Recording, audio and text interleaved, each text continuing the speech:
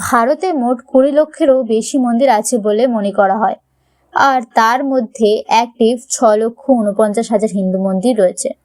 কিন্তু তোমরা কি জানো ভারতের বাইরেও কিছু বিখ্যাত হিন্দু মন্দির রয়েছে, আর সেখানে দর্শনার্থীর ভিড়ও হয়। আজকে সেসব মন্দির সম্পর্কেই জানবো।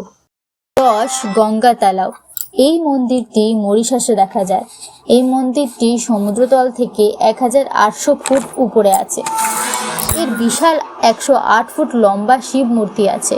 লোককথা অনুসারে ভগবান শিব তার স্ত্রী পার্বতীকে পৃথিবীর উপর দিয়ে নিয়ে যাওয়ার সময় ভুলবশত গঙ্গা নদীর কয়েক ফোঁটা জল ওই গর্তে ফেলে দেন, যার ফলে ওই হ্রদের সৃষ্টি হয়। মহাশিবরাত্রির সময় হাজার হাজার হিন্দু ভক্ত মরিশাস জুড়ে তাদের বাড়ি থেকে খালি পায়ে হেঁটে এই হ্রদে আসে আর পবিত্র জল নিয়ে তাদের স্থানীয় মন্দিরে ফিরে যায়। 9 তানাহ লট। এর মানে সমুদ্রের মধ্যভূমি। এটি ইন্দোনেশিয়ার তাবানানে অবস্থিত। মন্দিরটি জোয়ারের সময় ভাসতে দেখা যায়। 16শ শতাব্দীতে মন্দিরটি তৈরি হয়েছিল বলে জানা যায়। 1980-র দশকে মন্দিরটির পাথুরে দেওয়াল মারাত্মকভাবে ক্ষতিগ্রস্ত হয়েছিল। স্থানটিকে স্থিতিশীল করার জন্য জাপান সরকার ইন্দোনেশীয় সরকারকে একটি ঋণ প্রদান করে, যার কারণে বর্তমানে আপনারা সেখানে গেলে যে পাথুরে দেয়াল দেখতে পান তার 3 ভাগের 1 ভাগ কৃত্রিম কংক্রিট। বলা হয় যে মন্দিরের পাশে সামুদ্রিক গুহায় পবিত্র ও বিষধর সাপ আছে, যারা মন্দিরের সুরক্ষা করে। এই সাপের উৎপত্তি হয়েছে ওই স্থানের প্রতিষ্ঠাতা ডাং হিয়াং নিরার্থীর কাপড়ের ফালি থেকে। সমুদ্রের লবণাক্ত জলে ঘেরা এই মন্দিরের পাদদেশে একটি প্রাকৃতিক পানযোগ্য মিষ্টি জলের ঝর্ণা আছে। এটাকে স্থানীয়রা পবিত্র বলে মনে করে। 8 নম্বর পাথিরাকালী আম্মান মন্দির। এই মন্দিরটি শ্রীলঙ্কার ট্রিঙ্কোমালিতে অবস্থিত। এখানে দেবী কালীকে পূজা করা হয়। রাজা প্রথম রাজেন্দ্র চোল তার রাজত্বকালে এই মন্দিরটির সম্প্রসারণ করেন। তার অবদানের বিবরণ হিসেবে একটি প্রাচীন শিলালিপি এখনও প্রাঙ্গণে দেখা যায়।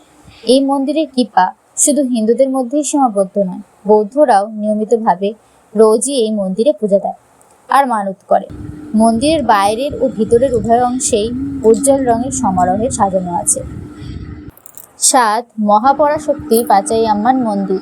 মালয়েশিয়ার তাইপিংয়ে অবস্থিত এই মন্দির 1885 সালে প্রতিষ্ঠিত হয়েছিল। এখানে রয়েছে বিশ্বের সবচেয়ে উঁচু পাচাইয়াম্মার মূর্তি, যার উচ্চতা 95 ফুট। তামিল ভাষায় পাচাই শব্দের অর্থ সবুজ। বলা হয় যে গভীর তপস্যার সময় নির্গত প্রচণ্ড শক্তির কারণে দেবী পার্বতীর শরীর পান্না সবুজ রঙে পরিণত হয়েছিল। এই মন্দিরটি মালয়েশীয় ডাকটিকিটেও স্থান পেয়েছে। এখানে মহাপরাশক্তি দেবী পাচাইয়াম্মান ও ভগবান মুরুগানকে পূজা করা হয়। 6 শ্রী শিব সুব্রমণিয়া স্বামী মন্দির। এই মন্দিরটি ফিজি দ্বীপপুঞ্জের নাদি শহরে অবস্থিত। এটা পৃথিবীর দক্ষিণ ভাগের সবচেয়ে বড় হিন্দু মন্দির। বর্তমানে এই সুবিশাল মন্দিরটি 1994 সালে তৈরি হয়েছিল।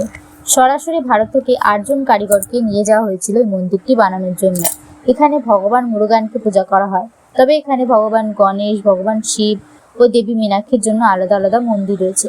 এই মন্দিরের আদি রূপ 1926 সালে ইন্দো ফিজিয়ান অভিবাসীরা প্রতিষ্ঠা করেছিল, যাদের ব্রিটিশরা আখের বাগানে চুক্তিবদ্ধ শ্রমিক হিসেবে ফিজিতে নিয়ে এসেছিল।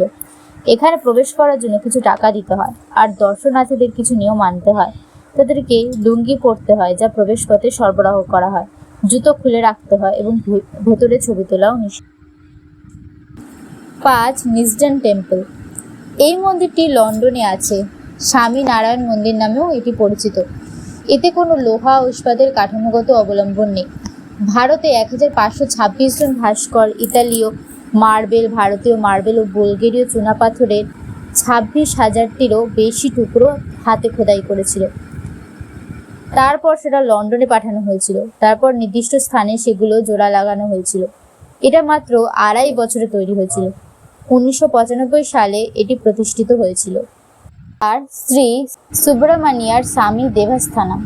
এই মন্দিরটি মালয়েশিয়ায় অবস্থিত। এখানে ভগবান মুরুগানের একটি বিশাল 42.7 মিটার উঁচু মূর্তি রয়েছে, আর মূল গুহা মন্দিরে যাওয়ার জন্য 272টি রঙিন সিঁড়ি রয়েছে। 1890 সালে তামিল বণিক থাম্বুসামি পিল্লাই এটি নির্মাণ করেছিলেন। প্রতি বছরে থাইপুসাম নামে একটি উৎসব হয়, যাতে লক্ষ লক্ষ তীর্থযাত্রী এখানে আসে।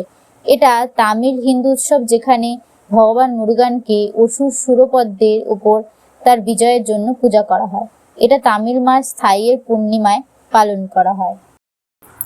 3. পশুপতিনাথ মন্দির। নেপালের একটি বিখ্যাত তীর্থস্থান, যার ছাদ সোনার, 4টের উপর গেট, একটি চতুর্মুখী শিবলিঙ্গ আছে।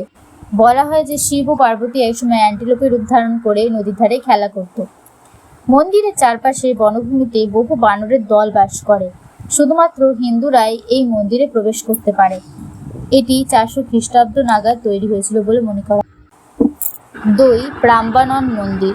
এই মন্দিরটি ইন্দোনেশিয়া অবস্থিত। মনে করা হয় 850 খ্রিস্টাব্দ নাগাদ এই মন্দিরটি তৈরি হয়েছে। মাতরম রাজ্যে সঞ্জয় রাজবংশ এটি তৈরি করেছিলেন। এর পুরনো নাম ছিল শিবগৃহ। কেন্দ্রীয় শিব মন্দিরটির উচ্চতা 47 মিটার। এখানে হিন্দু ত্রিমূর্তি অর্থাৎ শিব, বিষ্ণু ও ব্রহ্মার জন্য 3টি প্রধান মন্দির আর তাদের বাহন পশুদের জন্য 3টি মন্দির আছে। বলা হয় যে বান্দম বন্দু বসু নামে এক রাজপুত্র এক রাতে 1000টি মন্দির নির্মাণ সম্পন্ন করার জন্য এক অভিশপ্ত রাজকন্যাকে পাথরে পরিণত করেছিল। 1. Anchor watt. এটি পৃথিবীর সবচেয়ে বড় মন্দির, কম্বোডিয়ায় অবস্থিত। 400 একরেরও বেশি জায়গা জুড়ে রয়েছে মন্দিরটি। লক্ষ লক্ষ বেলে পাথরের ব্লক, চুন, বালি, সিমেন্টের মশলা ছাড়াই স্তূপ করে রাখা হয়েছিল, আর সেগুলি মাধ্যাকর্ষণ ও আষাঢ় বন্ধনের কারণে একে অপরের সাথে আটকে রয়েছে। খেমের মন্দিরগুলি বেশিরভাগই পূর্বমুখী, কিন্তু এই মন্দিরটি পশ্চিমমুখী, যা মৃত্যুর সঙ্গে সম্পর্কিত। বিশেষজ্ঞরা মনে করে যে রাজা দ্বিতীয় সূর্য বর্মনের রাজকীয় সমাধি হিসেবে এটি ব্যবহৃত হয়েছিল। 3000-এরও বেশি অপ্সরার খোদাই চিত্র আছে এখানে, আর সবার চুল আর গয়না একে অপরের থেকে আলাদা। 1200 বর্গমিটার জুড়ে খোদাই করা দেয়াল চিত্র রয়েছে, যেখানে প্রাচীন হিন্দু যুদ্ধ ও মহাকাব্য রচিত আছে। ভিডিওটি ভালো লাগলে লাইক করে দিও, আর এরকম আরও ভিডিও পেতে চাইলে সাবস্ক্রাইব করে দিও।